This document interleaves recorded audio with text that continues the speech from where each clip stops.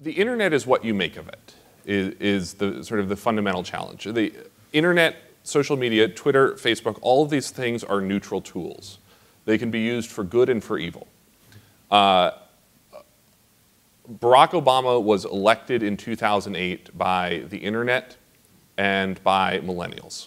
I'm happy at a different point to give you the long thesis if you don't believe that, but it's true.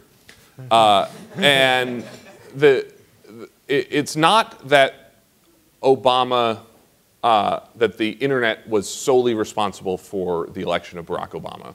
It was that Barack Obama could not have been elected without the internet. Same thing with the Arab Spring.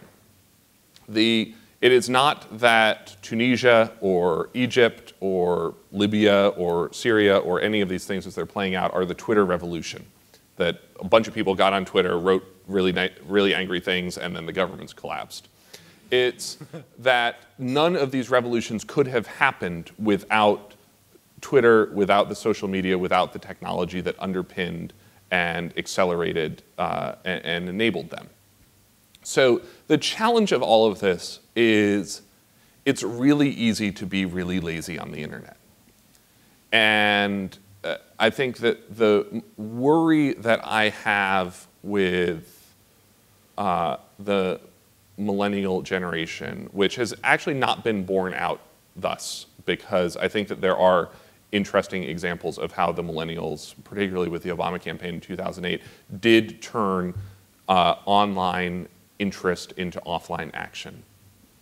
But that liking something on Facebook or retweeting something on Twitter does not count as action, and that's not a replacement for actually voting, actually donating to a campaign, actually phone banking, actually knocking on doors.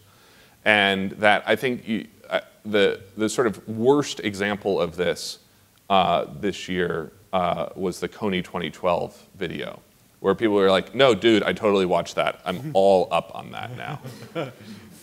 And there was almost no like actual activity that, and leaving aside all of the pretty legitimate complaints about the underlying facts of that movie, that was sort of the best and clearest example I've seen of something that like really raised awareness, but then like, so what? And I think that that's the fundamental challenge in this, is ensuring that you don't accept the laziness that the internet encourages. Now, that being said, I do think it's interesting that you sort of point out this thing about the generations dying off, because one of the most interesting things in political science is that generational groups effectively never change their voting patterns. The number of people who wake up in their 40s and change the party that they're voting for is not zero, but pretty close to zero.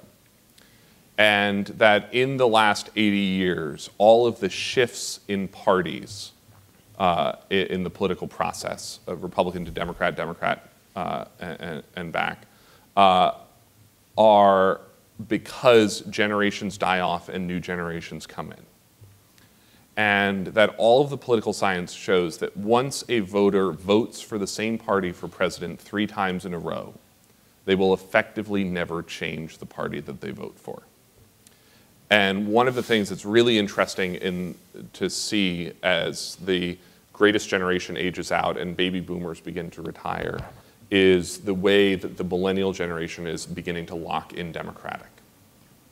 That you have a generation that began voting with Gore, then voted for Kerry, then voted for Obama, and is about to vote for Obama again, and not by small numbers. That basically the only thing that made John Kerry competitive in 2004 was the millennials. He lost every other age bracket except for the millennials. And in 2008, won by such a smashing margin that effectively, if everything had stayed the same from 2004 to 2008, which it didn't, but if everything had and the millennials had just voted at the rate that they did, Barack Obama would have won. And that's the area that Mitt Romney has never made an inroad into this time around, which actually the survey today shows and bears out that's a fundamental structural problem that the Republican Party might take a generation to overcome.